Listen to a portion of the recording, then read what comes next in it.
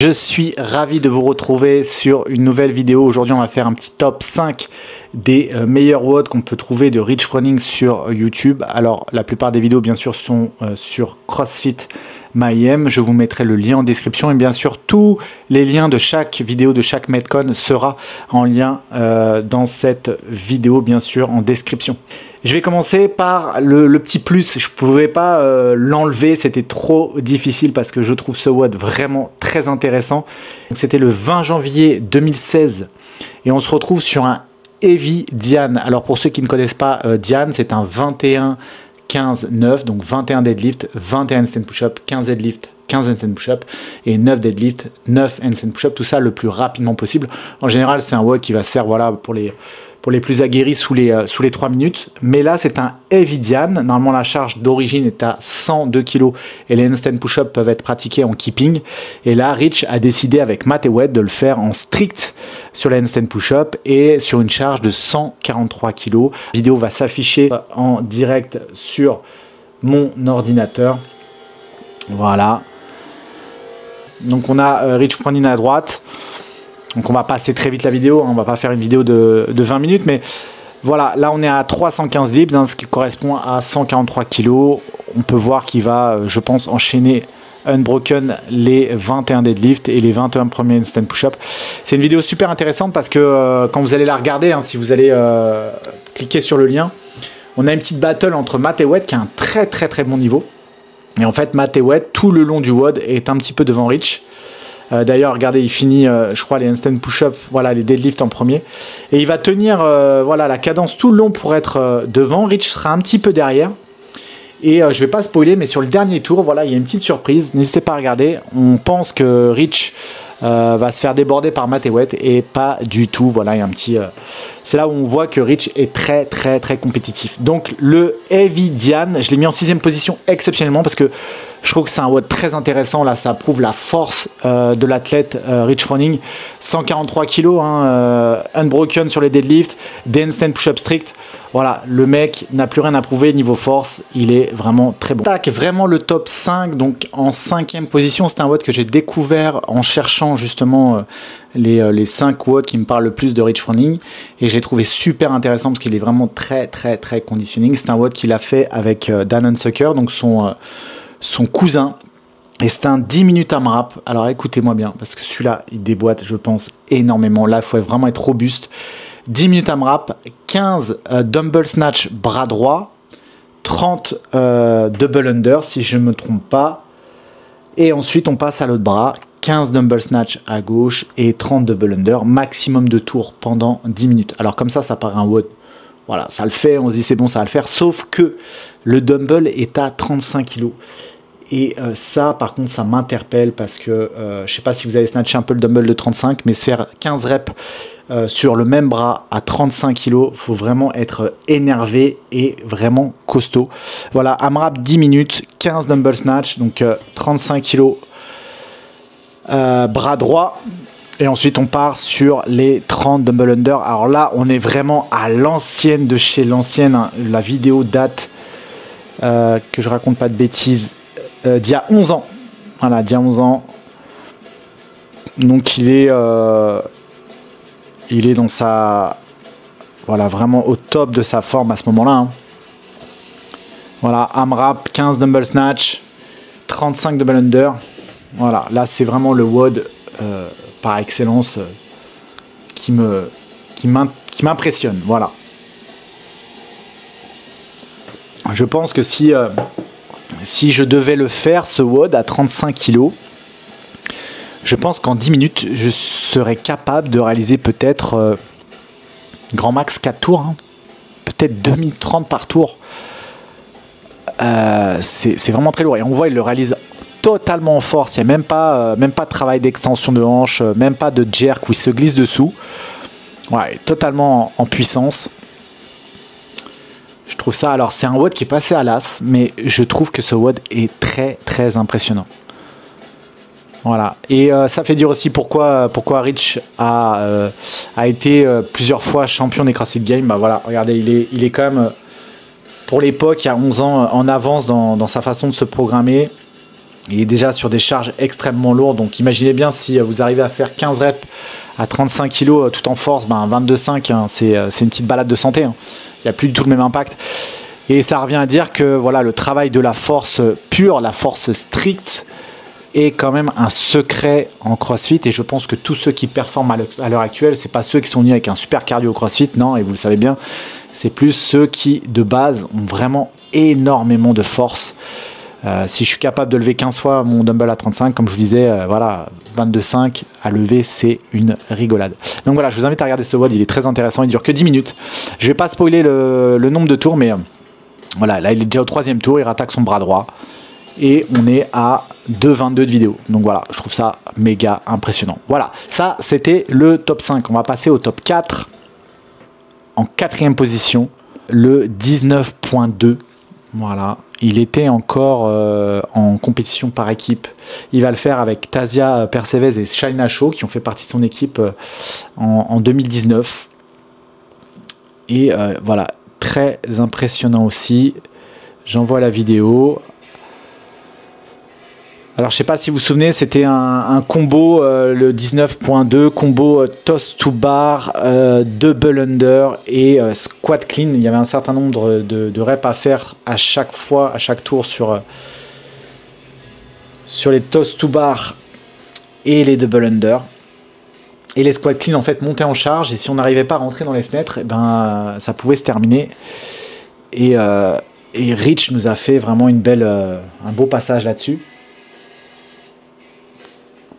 Sachant que voilà, il était déjà dans les plus anciens, même en team au niveau âge. Et voilà, il nous prouve que sa qualité technique est toujours présente. Je vous afficherai bien sûr le WOD. Et puis on verra ensemble une partie du WOD qui va s'afficher à l'écran. Donc ça, voilà, il fait partie de mon top 4. Pourquoi je l'ai mis? Parce que c'est important aussi de montrer que Rich a été un précurseur aussi sur l'haltérophilie. Voilà, ça a été un des gars qui a... Il n'est pas le seul, hein. Il y a aussi Ben Smith qui a eu un très très bon niveau, très bon niveau technique d'haltérophilie, mais voilà.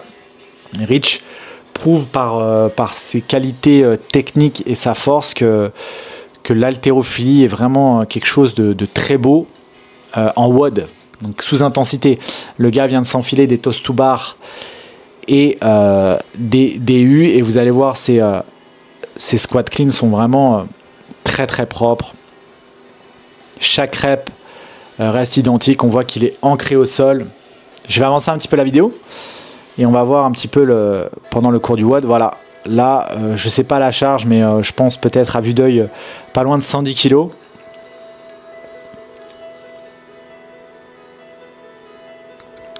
Vraiment très très beau à voir, très inspirant. Je sais que voilà, j'étais pas le seul, mais quand on s'entraînait à plusieurs, c'était entre midi et 2 pour retrouver un petit peu la motivation pour le troisième training. C'était pas mal de se mater quelques vidéos de Rich et se dire bon allez, vas-y, on repart à l'entraînement, on va faire du propre, on va bouger propre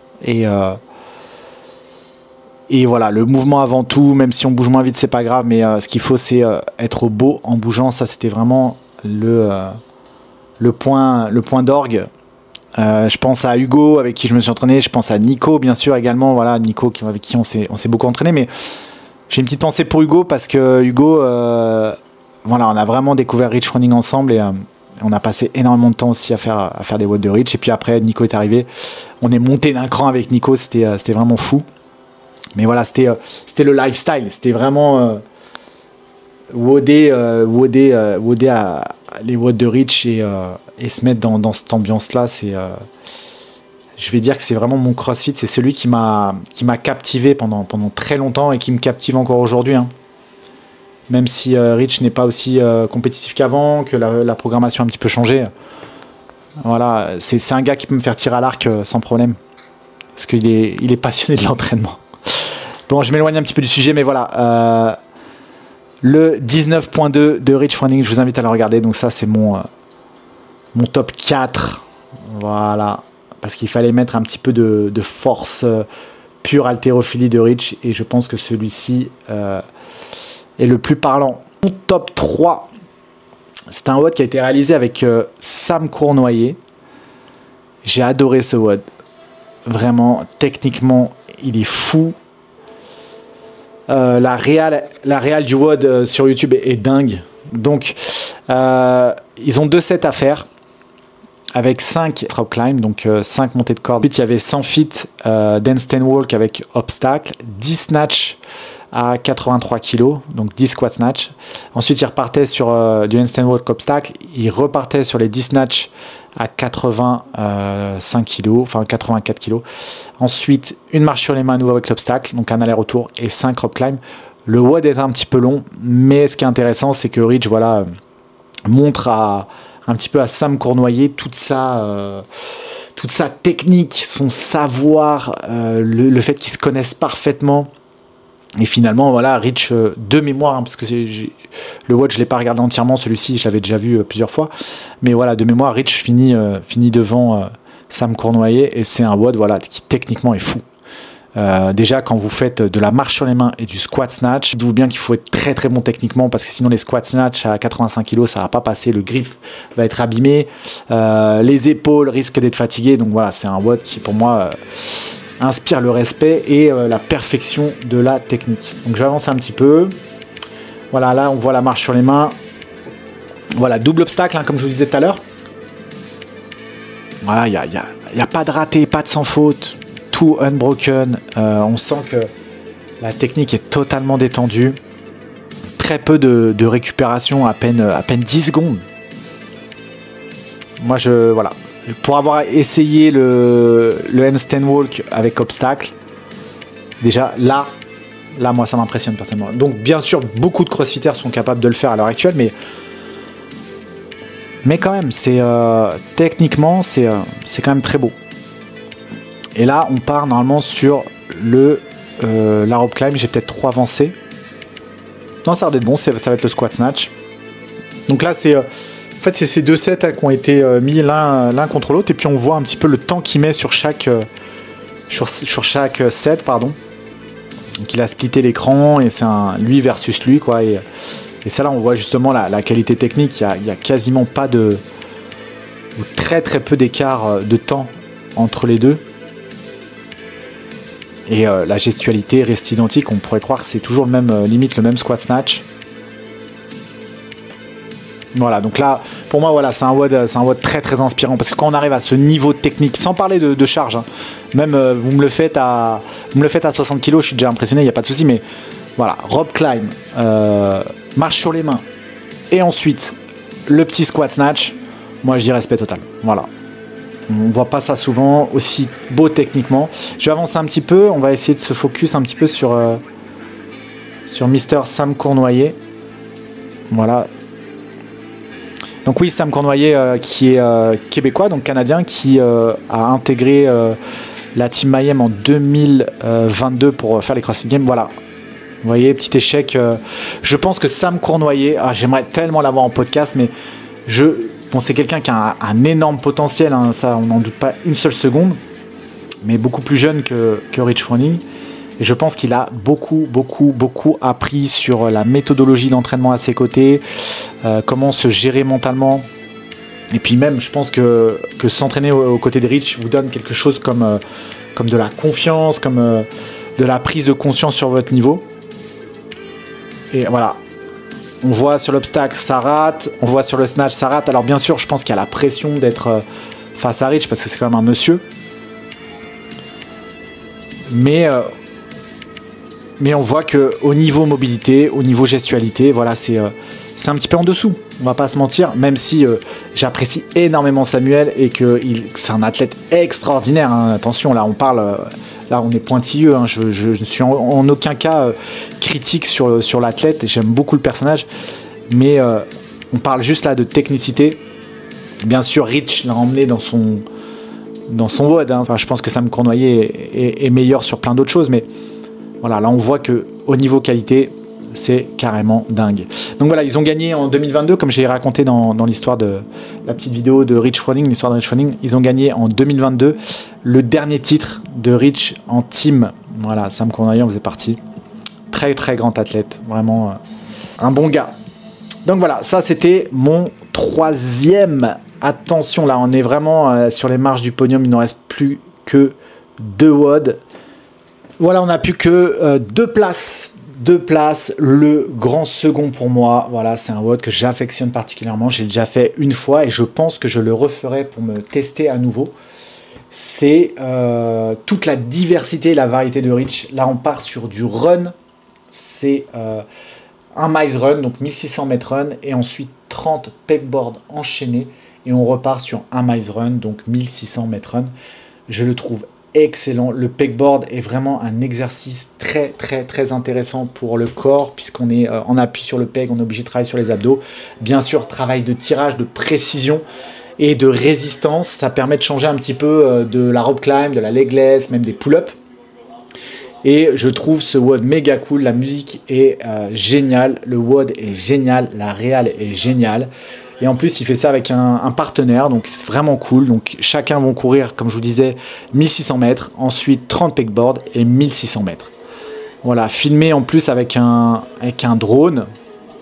Je trouve ça vraiment cool. La zik est total délire. Et on voit vraiment là un peu l'atmosphère des trainings de Rich. Voilà, c'est sa maison, il est dans son ranch, le gars sort de sa maison, marche jusqu'à son garage gym où des gars s'entraînent et fait son petit metcon. Voilà, ça représente un peu la vie qui s'est construite autour du CrossFit et j'adhère à 800% les gars. Il s'est créé un lifestyle de ouf. Et je me souviens qu'avec Nico à l'époque, on était voilà, dans ce trip-là de limite habiter à la boxe, de se faire, voilà, d'être sur place déjà, de vivre de training, etc. Ça crée beaucoup de nostalgie à ce niveau-là. Et ouais, c'est un WOD que j'ai fait et j'ai vraiment aimé ce WOD. Il est quand même impactant physiquement, il faut maîtriser le pegboard, mais il est vraiment cool. Et je pense que je le referai à nouveau. Voilà, je pense que je me taperai un délire, un versus reach. Laissez-moi en commentaire là si ce WOD vous dirait que je le fasse en split screen Arnaud versus Rich à nouveau, voilà, voir combien encore Rich me met d'avance sur le WOD. Donc on va avancer un petit peu. Il doit se laisser entre chaque pegboard grand max 4-5 secondes de récup. C'est très impressionnant. Il est déjà reparti. C'est un exercice vraiment impactant pour les abdos, il faut être précis, c'est super intéressant. Mais une fois que c'est maîtrisé, le pegboard reste vraiment un outil vraiment très cool. Donc voilà, tiens, on va spoiler un petit peu le temps sur lequel il a fait le WOD, parce que si vous me dites que vous seriez chaud pour me voir sur ce WOD, on va voir un peu le temps final. Ok, donc là en gros, lui il le termine en 27,45. 27,45, ce qui serait cool, c'est de se faire un cap time à aller à 35 minutes. 35 minutes, je pense que c'est réalisable. Je m'accroche pour 35. Donc si ça vous dit, si vous êtes chaud, laissez-moi en commentaire et on se fait un délire. Je me tente ce WOD que j'affectionne particulièrement. Voilà, on est à la porte du grand gagnant pour moi de tous les WOD de tous les temps de Rich Froning. C'est un WOD où j'ai vraiment beaucoup d'affect pour ce WOD parce que c'était les débuts, voilà, c'est 2013. J'ai commencé le CrossFit fin 2012. 2013, je commence à m'intéresser à ce sport, je commence à taper quelques WOD et tout. Et je tombe sur Rich Froning, voilà, parce que Rich Froning avait déjà gagné les games plusieurs fois. Je vois le gars bouger. Je vous avoue qu'au départ, j'avais un peu de mal avec ce gars, avec son bandeau dans les cheveux, ses lunettes de soleil, son collier à le cou. Là, je trouvais le gars un peu trop américain pour moi. Et puis finalement, je vais sur sa page YouTube et il y avait déjà énormément de contenu sur sa page, mais des contenus super intéressants, pas que des trainings.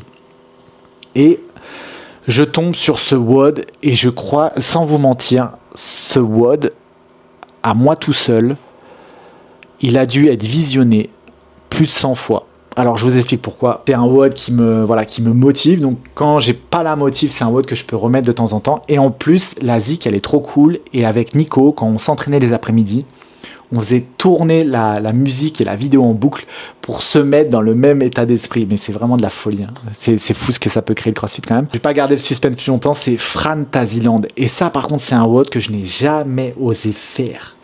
Et je pense qu'il faudra le faire, que je le fasse avant ma retraite. Je vais le mettre comme ça, on va afficher à l'écran le WOD. Voilà. Et ça pourrait ressembler un peu à un WOD d'Open ou un WOD des Regionals ou même un WOD des Games. C'est un mélange de... Enfin, c'est Fran modifié. C'est-à-dire qu'on part sur un 21-15-9, thruster pull-up. Donc 21 thruster, 21 pull-up, 15 thruster, 15 pull-up, 9 thruster, 9 pull-up. C'est le Fran classique à la charge de 43 kg pour les garçons, 29 pour les filles. Ça, c'est le premier. Une fois que vous avez terminé ce WOD, vous rattaquez sur un 15-12-9 de thruster, d'accord? Sauf que là, on va monter une charge de 52 kg pour les garçons et 35 pour les filles. Et là, on n'est plus sur des pull-up, on est sur du chest to bar pull-up. Donc 15-15, 12-12, 9-9. Tout ça le plus vite possible. Et on va enchaîner encore une fois avec un 12-9-6. Thruster, 61 kg pour les garçons, 43 pour les filles. Et bar muscle up, donc 12, 12, 9, 9, 6, 6, tout ça le plus vite possible. En plus, il a réalisé ce WOD encore à l'époque, il n'était pas dans son ranch, il est dans sa première maison. Il a construit son garage gym. Et en plus, il fait le WOD avec James Hobart, un gars, mais vraiment... excellent, voilà, j'apprécie beaucoup un gros passionné aussi, hein. Vous pouvez suivre sa page Instagram, James Hobart. Il fait tous les jours des WOD où il programme des WOD, etc. Plutôt que d'aller chercher peut-être des fois des progs payantes, lui vous donne des petites pépites, les gars. Et je vous invite vraiment à aller sur son site Instagram, il est très très fort. Je lance la vidéo. La musique est dingue, je vais vous la mettre. Ce WOD est une folie. Voilà, la réal est carrément dingue. Son petit garage gym, le gros ventilo, la casquette à l'envers. On est encore sur des, je crois, sur des shorts. C'était pas Rogue à l'époque, c'était des shorts Oakley. Voilà, là on est vraiment à l'ancienne. De chez à l'ancienne. Alors James Hobart, j'en ai parlé tout à l'heure. James Hobart a réalisé avec lui. Donc il a déjà réalisé les games en Indive et il a gagné les CrossFit Games en 2015 avec Rich en team. Voilà, ils étaient donc 6. Alors je me souviens pas de toutes les filles, je suis désolé. Oh là là, on va m'en vouloir, mais je sais qu'il y avait Matt Ewett parce que Matt Ewett, voilà, suit Rich depuis très longtemps. James Hobart également. Il y a peut-être Fortunato, je crois. Et peut-être aussi Elika Board. Voilà, il m'en manque une. Des anciens, voilà. Donc là, on est sur les pull-ups. Alors bien sûr, vous pouvez pas partir comme une balle sur le Fran de base parce que là, ça peut être vraiment... voilà, si vous voulez passer le deuxième cap de faire les chest to bar et les thrusters un peu plus lourds, ça risque d'être compliqué. Juste pour votre information, cette vidéo, elle date de 10 ans, les amis. Hein, 10 ans. Voilà, moi je trouve que c'est un WOD super qualitatif. Alors ceux qui pensent que oui, le CrossFit avant, les mecs... non, franchement, il y a 10 ans déjà, il y avait des putains de Metcon qui étaient vraiment, vraiment très, très intéressants, très poussés, très intelligents. Voilà, c'est... le CrossFit n'a pas pris particulièrement de niveau par rapport à maintenant. Bien sûr, les athlètes des CrossFit Games ont pris du niveau puisque maintenant ils ont tous les mouvements, comme je disais. Il suffit d'aller sur crossfit.com pour avoir toutes les stats.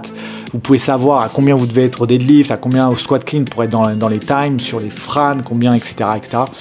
Là, à l'époque, voilà, c'est de la recherche. Là, il y a 10 ans, voilà, Rich, il fait de la recherche. C'est-à-dire que le mec, il apprend en se programmant. Et ça, c'est carrément dingue.